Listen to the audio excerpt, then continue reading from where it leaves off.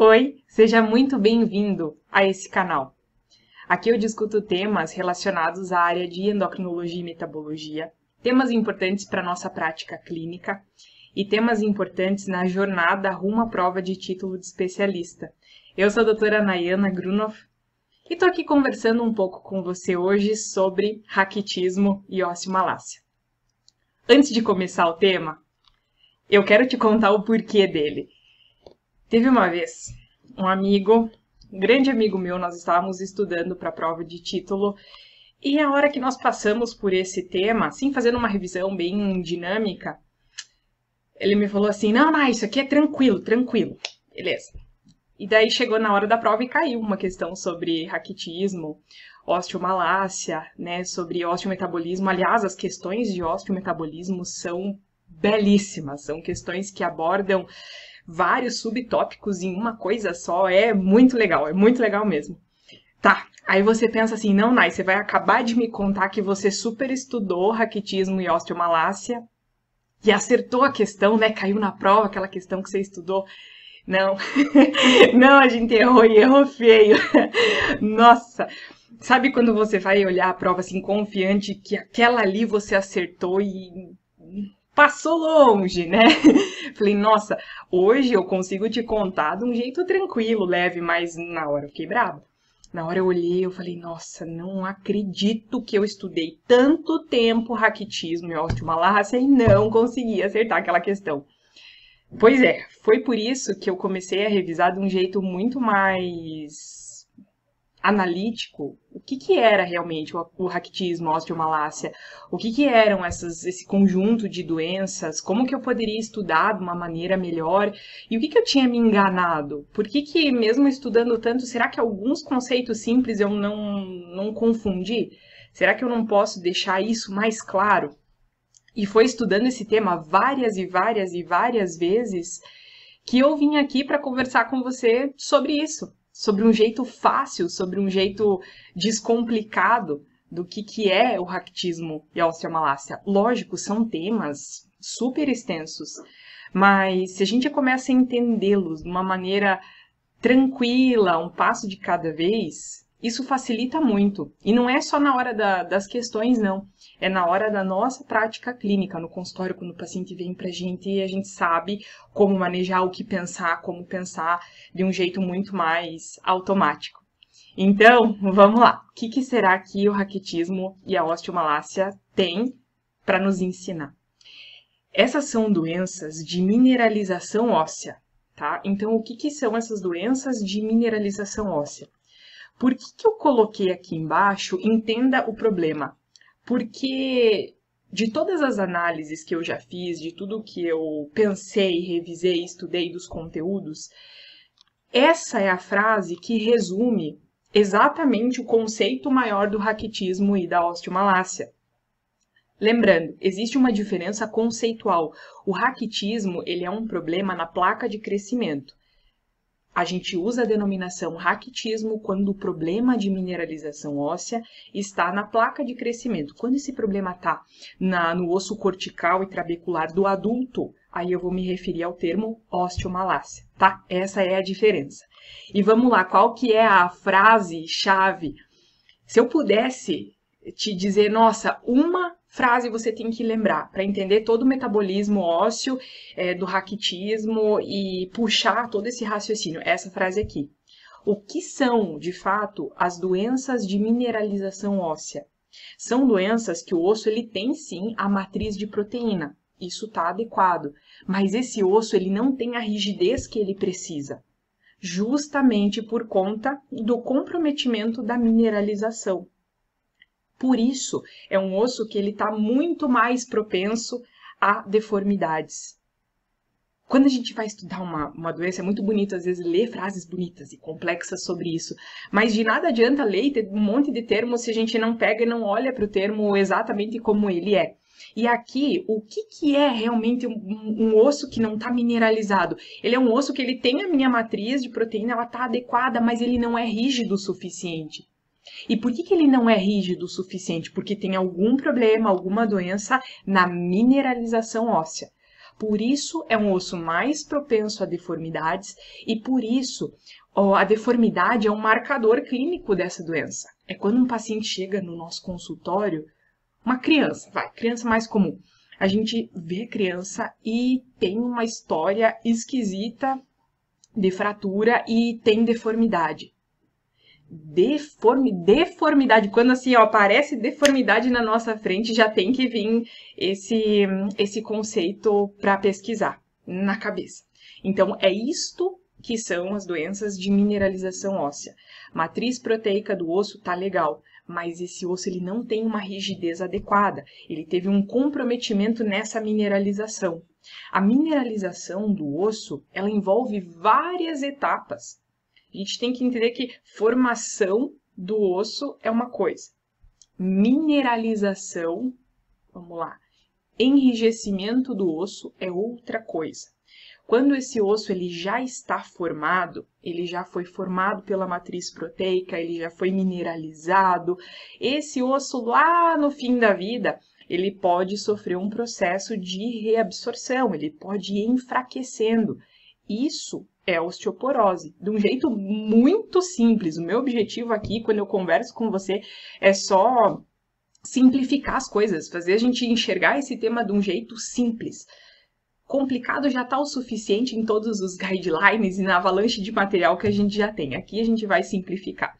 Então, um osso que ele é lá envelhecido, que pode ser reabsorvido, ele vai enfraquecendo, é o osso que tem osteoporose. Mas agora, quando a gente fala de mineralização óssea, a gente tem que se situar, entender que num processo de amadurecimento dos ossos, eles precisam ter uma rigidez adequada. E isso depende de vários processos, de várias etapas da fisiologia.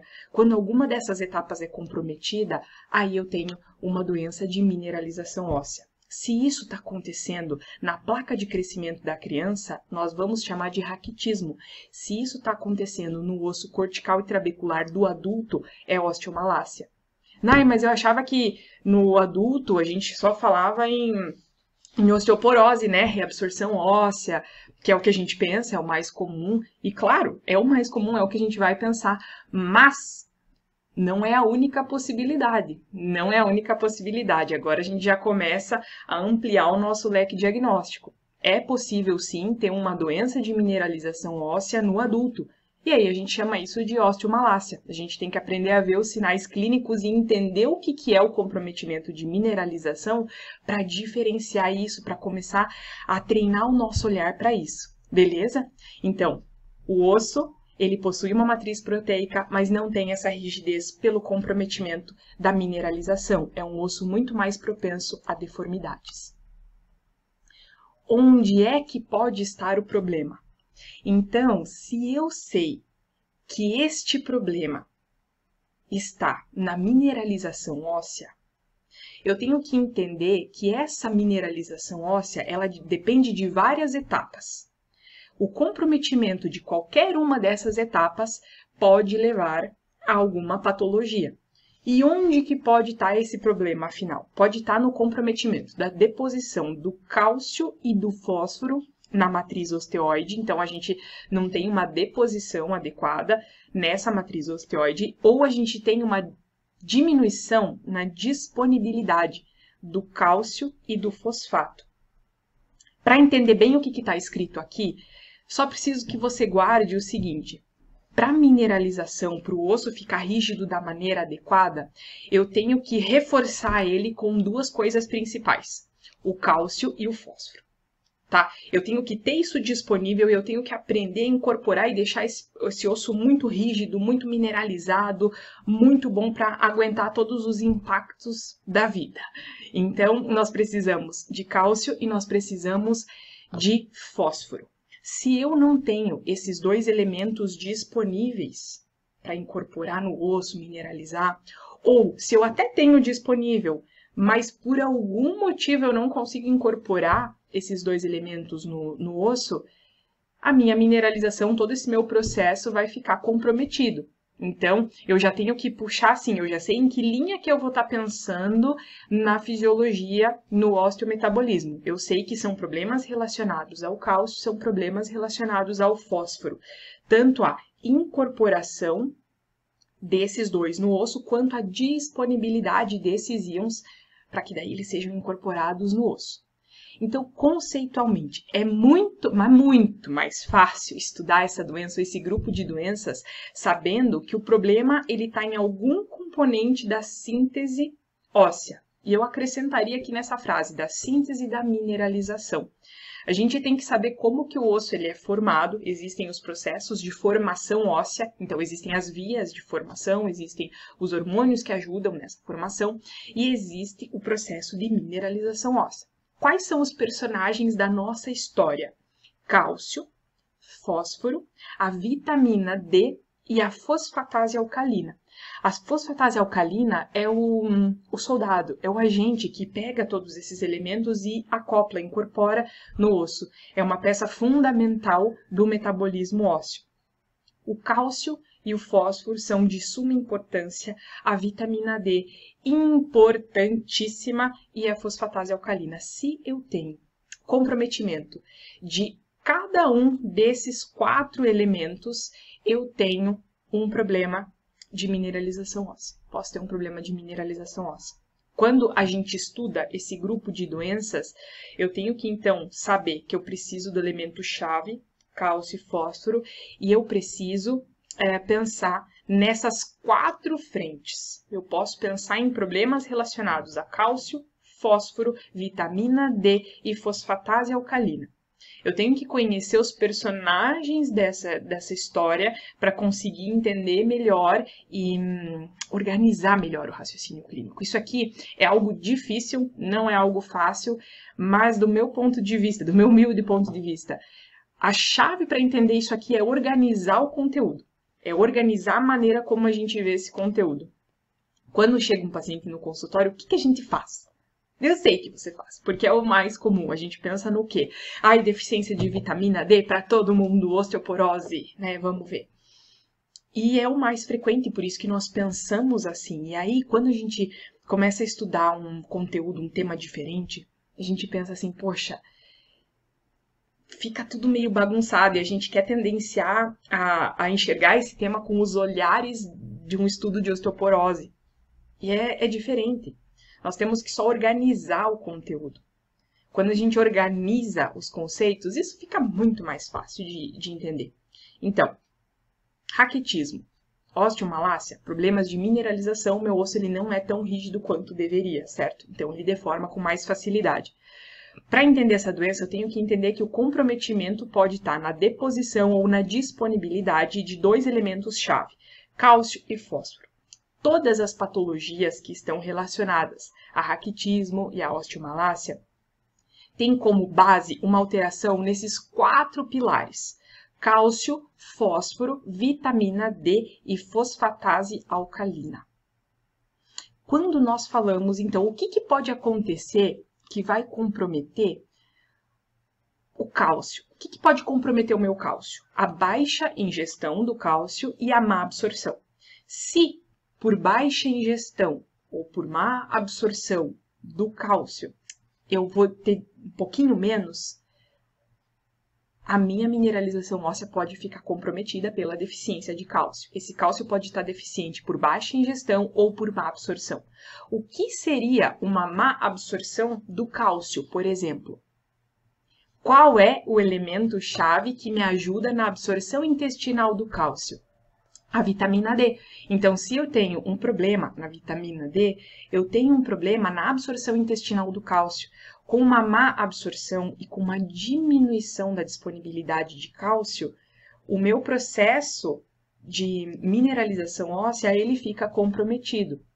Quando a gente pensa no segundo pilar, no fósforo, o que poderia comprometer o fósforo?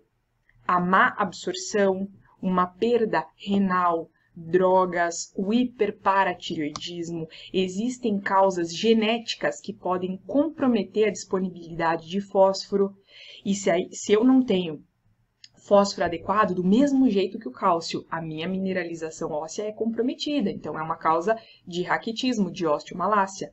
Por que eu teria problema na disponibilidade, na quantidade de fósforo? Por uma má absorção, porque eu estou perdendo demais, tenho perda renal, por drogas, por hiperparatireoidismo. Porque o que é o hiperparatireoidismo? Só um parênteses.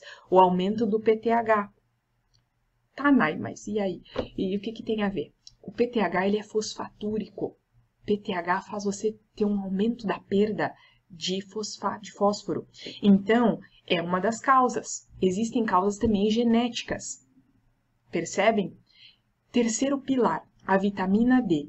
A deficiência da vitamina D, ela vai comprometer a absorção intestinal do cálcio. A deficiência da vitamina D, ela pode acontecer de uma forma adquirida, pode acontecer por um metabolismo anormal e pode acontecer também por defeitos genéticos.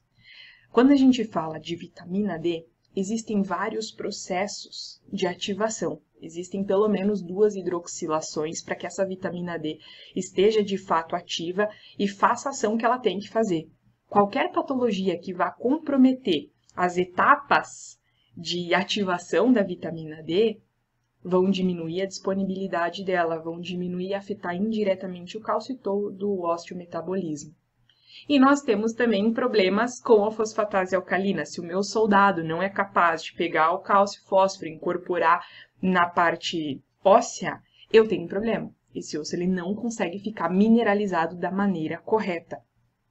Então, o que eu deixo de dica? Uma coisa que vai te ajudar. Porque eu tenho certeza que você olhou para essa tabela e falou assim, meu Deus do céu, mas isso aí assim, ó, cada uma dessas palavrinhas eu consigo puxar inúmeros diagnósticos, doenças, síndromes e tô perdido. Não fique perdido. É muito mais fácil pensar em todo o roteiro diagnóstico quando nós entendemos a fisiologia envolvida na mineralização óssea. Porque quando a gente entende o osteometabolismo, e eu sei de onde que as coisas vêm, para onde que elas vão, qual etapa que é mais importante, eu consigo pensar com muito mais facilidade nessa tabela de tantas possibilidades de doenças para fazer um diagnóstico em raquitismo e osteomalácia. Tá bom? Então, fisiologia, osteometabolismo. Para estudar fisiologia óssea, como que a gente faz? Tem tantas coisas. Por partes. Você só consegue entender o todo da fisiologia se você vai olhando com cuidado para cada uma das etapas. A péssima mania que eu vejo algumas pessoas, elas abrem o livro de fisiologia óssea e aí tem aquele monte de via. E tem mesmo, vixe, dá para complicar muito isso aqui. Vixe, se quiser, é facílimo de complicar esse tema. Mas não adianta nada pegar e se desesperar com aquele monte de via, aquele monte de coisa, porque isso não vai te ajudar. Pegar a simplicidade de cada uma e dominar cada uma daquelas vias, e isso sim vai fazer um crescimento no teu conhecimento, vai trazer uma segurança, vai permitir para você um raciocínio clínico muito mais tranquilo, muito mais seguro, e vai quebrar aquilo que a gente tem, às vezes, do metabolismo ósseo, ser aquela coisa assim, ai meu Deus, osteoporose até vai, as outras coisas ficam meio inseguro. Não precisa. Agora a gente vai revisar, eu vou te ajudar com alguns pontos iniciais, simples, tranquilos da fisiologia. Quando a gente fala da vitamina D, aqui nesse esquema tem o começo da representação do metabolismo da vitamina D. O metabolismo da vitamina D sempre vai ser muito importante, porque a vitamina D é a chave para a absorção intestinal do cálcio. Então, nós precisamos entender como que ela funciona, porque ela é uma peça-chave. Tudo começa com o 7-dihidrocolesterol na pele. E a vitamina D, de um jeito muito simples, ela tem 2 etapas que ela precisa passar para sua ativação, para fazer todas as ações que ela precisa. A primeira etapa é a primeira, assim, a prévia da ativação, é a hidroxilação hepática. E a segunda etapa da ativação da vitamina D é a hidroxilação renal. Quem faz a parte hepática é a 25-alfa-hidroxilase. Então, essa enzima que é responsável pela primeira hidroxilação da vitamina D. O que é o processo de hidroxilação da vitamina D? Pensa que é o processo de ativação dela. A vitamina D ela precisa de duas grandes etapas para ser ativada. A primeira no fígado e a segunda no rim. Quem é a responsável? A enzima responsável pela ativação efetiva da vitamina D é a 1,25-alfa-hidroxilase renal.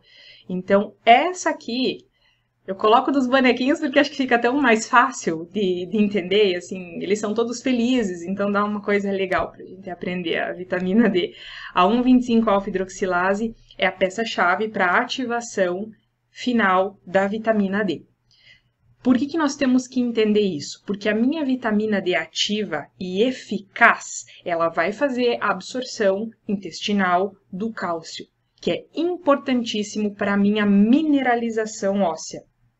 Essa ativação renal da vitamina D acontece por vários motivos. E aí a gente já começa a discutir os outros elementos da fisiologia que são importantes quando a gente fala de raquitismo e de osteomalácia. Lembra que eu falei que existem duas coisas importantes no raquitismo e na osteomalácia que a gente precisava entender? É o metabolismo do cálcio e o metabolismo do fósforo. Esses dois são importantíssimos quando eu falo de mineralização óssea. Eu estou avaliando toda essa cascata de fisiologia com os olhos de quem está buscando entender a mineralização óssea. Então, aqui eu já sei que a vitamina D ela passa por processos de ativação. Primeiro, a hidroxilação hepática, depois a hidroxilação renal, que é a partezinha que vai ativar, de fato, a minha vitamina D. E agora, o que acontece? O que nós precisamos entender que acontece no rim, que é tão expressivo, que é tão importante para o meu estudo de raquitismo? O que acontece?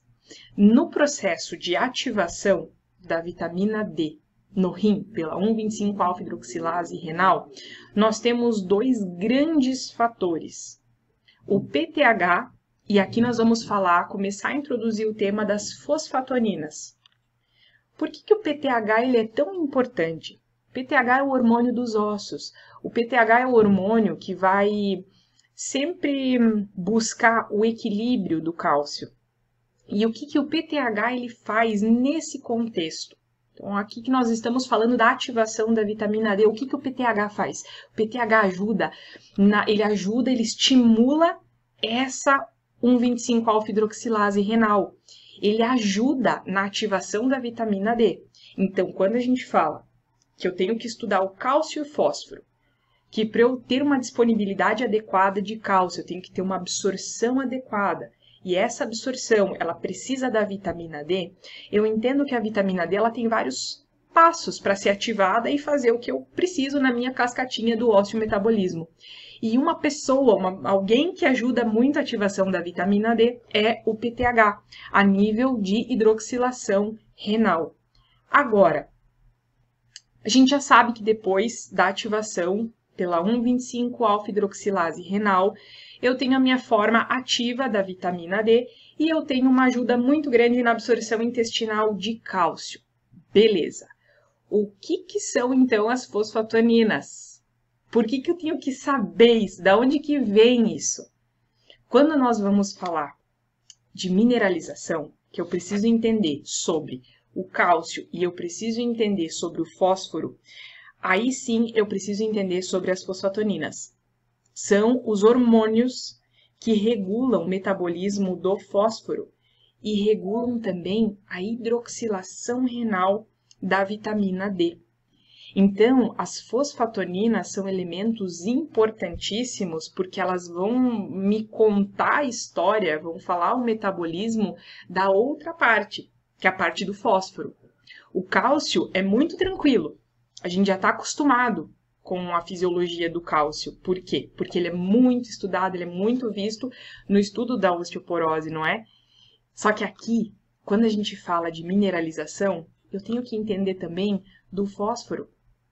E para entender sobre isso, eu sei que lá no sistema renal acontece algo muito importante que é a ativação da vitamina D. peça-chave no nosso metabolismo.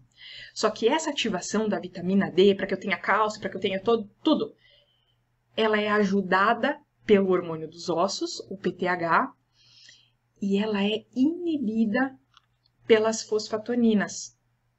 Nossa, mas então as fosfatoninas são do mal, elas são coisas ruins. Como que eu vou te responder essa pergunta? Hormônio é equilíbrio. Hormônio sempre vai ser equilíbrio. Então, nós não podemos ter coisas nem de mais e nem de menos. E isso inclui todos os eixos, toda a parte fisiopatológica hormonal. E aqui, da mesma forma, eu não posso ter cálcio em excesso, eu não posso ter falta. Eu não posso ter fósforo em excesso, nem fósforo em falta. Eu tenho que equilibrar tudo isso. E qual que é a maneira de equilibrar? Do mesmo jeito que eu tenho o PTH, que ele estimula a 1,25-alfa-hidroxilase renal, do mesmo jeito que eu tenho um PTH que ajuda na ativação da minha vitamina D, eu tenho um elemento que me ajuda a controlar isso. Um elemento que olha para o fósforo, que são as fosfatoninas. São hormônios importantíssimos que cuidam, que regulam o fósforo.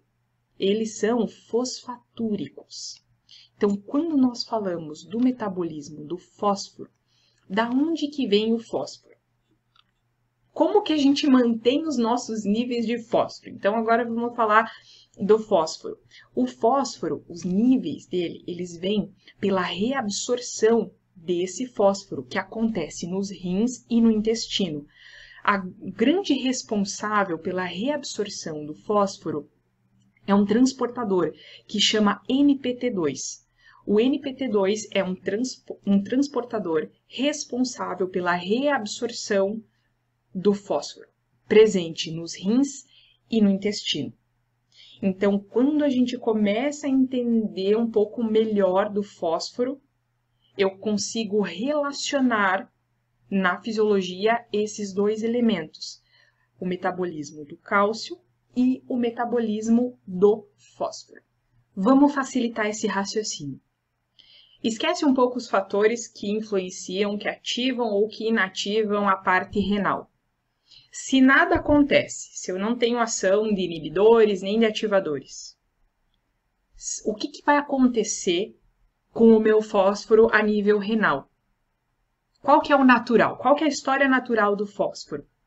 O fósforo, a história natural dele é que ele vai ser reabsorvido por uma pessoa que chama NPT2, que é o transportador que vai fazer essa reabsorção do fósforo. Então, se nada acontece, o curso natural é a reabsorção desse fósforo pelo NPT2. E assim eu consigo manter os meus níveis. Ok, mas o que acontece para eu manter o equilíbrio? Se eu tiver fósforo demais, se eu for reabsorvendo ao infinito e além e continuo, não pode ser assim. A gente tem que ter algum regulador. E quem é que vai colocar o pé no freio desse transportador NPT2 que continua reabsorvendo? As fosfatoninas. Então, por que as fosfatoninas, elas jogam o fosfato fora? As fosfatoninas, elas são fatores importantes que vão controlar aquele NPT2 que está loucamente reabsorvendo o fósforo. Vamos pensar assim. As fosfatoninas, uma das mais importantes é o FGF23, tá? Só para você saber de quem que eu estou falando. O que essas fosfatoninas elas fazem? Como que elas vão controlar uma reabsorção automática e excessiva do fósforo? Bloqueando esse transportador, bloqueando a pessoa que vai guardando todo o fósforo a nível renal. Assim fica muito mais fácil de você visualizar e entender que as fosfatoninas são hormônios que vão regular a quantidade do fósforo e vão jogar ele fora, porque o curso natural é ele ser reabsorvido. A manutenção dos níveis de fósforo que nós temos é pela reabsorção do fósforo nos rins e no intestino. Isso acontece pelo NPT2. Então, ele funciona dessa maneira. Como que eu vou regular e ajudar a coordenar o NPT2? Se eu não quiser mais, se eu tenho fósforo suficiente, A fosfatonina, ela vai dar um recado e ela vai bloquear esse NPT2. Vai falar para ele assim, ó, chega, tá bom já de reabsorver. E aí, se ele para de reabsorver o fósforo pelo comando da fosfatonina, o que que acontece? Se o meu fósforo ele não é reabsorvido, ele é eliminado. E é por isso que eu posso dizer que a fosfatonina é um fator fosfatúrico. Fosfatoninas, elas ajudam a não reabsorção do fósforo, porque daí ele vai sendo eliminado. Assim fica muito mais fácil de raciocinar. O que as fosfatoninas elas também fazem no contexto da ativação da vitamina D? Porque todos esses processos, eles acontecem ao mesmo tempo. Essa que é a grande importância da gente entender primeiro cada uma das vias e daí associar os raciocínios. Do mesmo jeito que eu tenho que me preocupar com o cálcio, eu tenho que me preocupar com o fósforo. E eu também tenho que me preocupar com o que está acontecendo com a vitamina D. Porque o rim, além de ter vários transportadores, ele também tem várias enzimas. Uma delas é a 1,25-alfa-hidroxilase, que é quem faz a ativação da minha vitamina D. Então, quando eu penso em tudo ao mesmo tempo, o que a fosfatonina faz no contexto de ativação da vitamina D? Ela inibe a hidroxilação renal da vitamina D. De novo, um resumo. O que as fosfatoninas elas fazem? Elas bloqueiam o NPT2, sendo um fator importante, então, fosfatúrico. Elas controlam a quantidade do fósforo, bloqueando o receptor NPT2 que faz essa reabsorção expressiva do fósforo. E elas bloqueiam a etapa de hidroxilação renal da vitamina D. Aí agora você deve estar assim, Nai, você deve estar pensando, né? Mas tudo bem, só confesso que estou um pouco perdido em encaixar isso aqui no raquitismo e na osteomalácia. Não tem problema, aqui o objetivo é simplificar e ser sincero. Como que nós vamos encaixar esse raciocínio no contexto do raquitismo e da osteomalácia? Pensa comigo. Se a fosfatonina, se eu sei que ela é um fator fosfatúrico, certo? E é um fator que bloqueia, tem a capacidade de bloquear a ativação da vitamina D. A fosfatonina, se eu tiver fosfatonina em excesso, concorda comigo que nós temos um grande problema? Se eu tenho fosfatonina em excesso, eu vou estar jogando todo o meu fósforo fora e eu também não estou ativando a minha vitamina D. Se eu não tiver vitamina D, eu não consigo fazer a minha absorção intestinal de cálcio. E aí, como que o osso fica nesse contexto? É por isso que existem condições clínicas que cursam com o aumento dessas fosfatoninas. Existem condições clínicas que cursam com aumento de uma específica que chama FGF23. E essas doenças, elas são causas de raquitismo, de osteomalácia. Nós temos que pesquisar isso.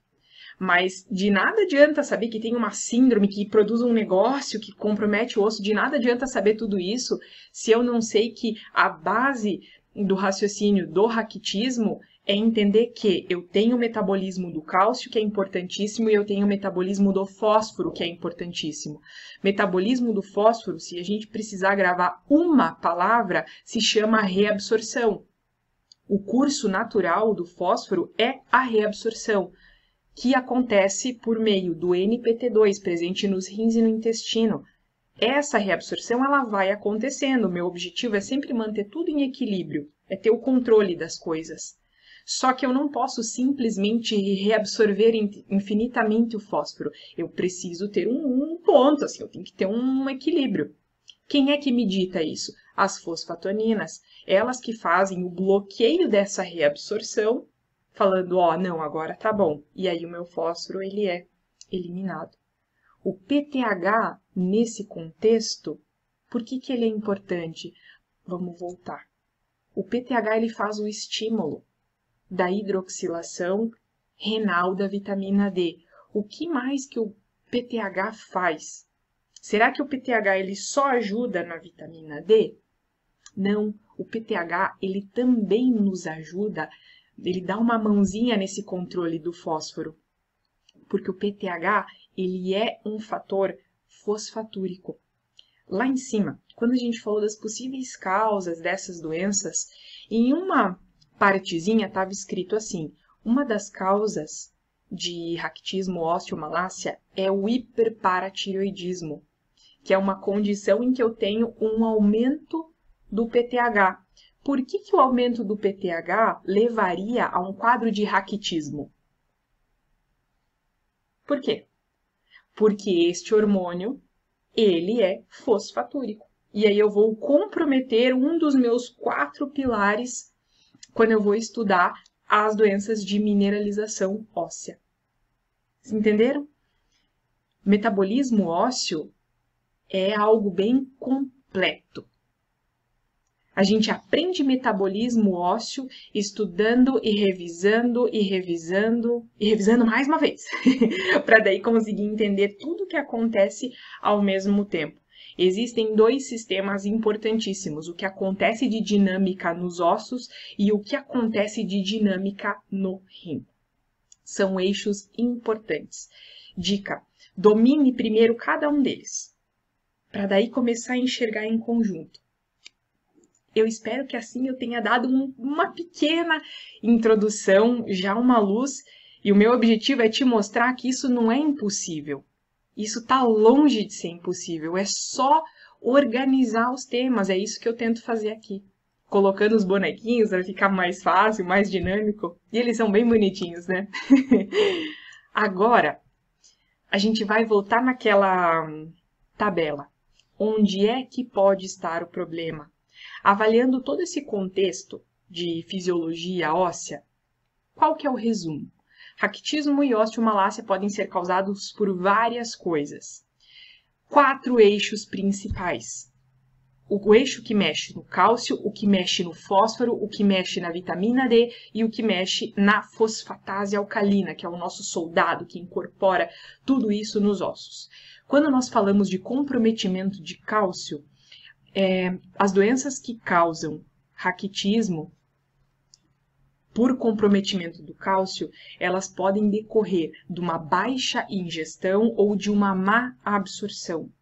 Quando nós falamos do comprometimento do eixo do fósforo, eu posso ter uma má absorção de fósforo, eu posso ter uma perda renal desse fósforo, porque às vezes aquele transportador que chama NPT2, ele não tá funcionando muito certo. Em vez dele reabsorver e guardar o fósforo como ele deveria, ele não funciona. E aí eu tenho uma perda expressiva renal. Às vezes, eu tenho drogas que fazem o aumento dessa perda de fósforo. Outra coisa que pode acontecer, o hiperparatireoidismo. O hiperparatireoidismo é uma doença que pode fazer o aumento, assim, da espoliação desse fósforo. Eu posso comprometer o meu fósforo, posso comprometer todo o processo de mineralização óssea. Por quê? Porque o hiperparatireoidismo é uma doença que cursa com o aumento dos níveis do paratormônio, do PTH.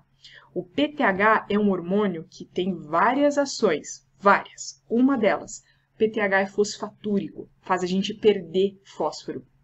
Se eu tenho um comprometimento, uma perda maior de fósforo, eu vou acometer todo o meu sistema de mineralização óssea. Existem síndromes genéticas que estão relacionadas com alterações do fósforo. Uma delas é a síndrome FEX. Só para citar. No contexto, nos pilares da vitamina D, nós podemos ter alteração, nós podemos ter carência de vitamina D, nós podemos ter um aumento do catabolismo da vitamina D, nós podemos ter defeitos genéticos em que eu tenho o comprometimento das etapas de ativação da vitamina D, eu posso ter problemas que alteram os receptores dessa vitamina D. Então, quando nós falamos de tudo que pode acontecer de errado na vitamina D, eu posso ter problemas em todas as etapas. Eu posso ter qualquer coisa que vai comprometer o meu funcionamento hepático, vai comprometer a vitamina D. Porque o primeiro processo de ativação, a primeira hidroxilação da vitamina D é hepática. Então, tudo que pode acometer ali, a parte de fígado pode acometer a vitamina D. Outro ponto, eu sei que a hidroxilação, a ativação renal da vitamina D é fundamental. Se eu tenho doenças que vão comprometer o funcionamento renal, eu tenho problema da vitamina D. Eu posso ter síndromes que tem probleminha na enzima que faz a hidroxilação renal, a 1,25-alfa-hidroxilase. Mas, além de tudo isso, existe a possibilidade de tudo funcionar do jeitinho que tem que funcionar, com todas as etapas, e aí no momento que eu preciso entender a ação dessa vitamina D, o meu receptor ele está estragado, ele não é capaz de entender essa vitamina D. As síndromes genéticas, por exemplo, a do tipo 2. Então, nós temos comprometimento do receptor, tá? Então, existe problema de carência, catabolismo, defeitos genéticos. E, por fim, quando a gente fala do comprometimento da fosfatase alcalina, aquele soldado que incorpora esses minerais no osso, se eu não tenho esta enzima que faz o processo de mineralização, eu tenho todo um comprometimento dessa estrutura. Existe uma doença que faz isso, que é a hipofosfatasia.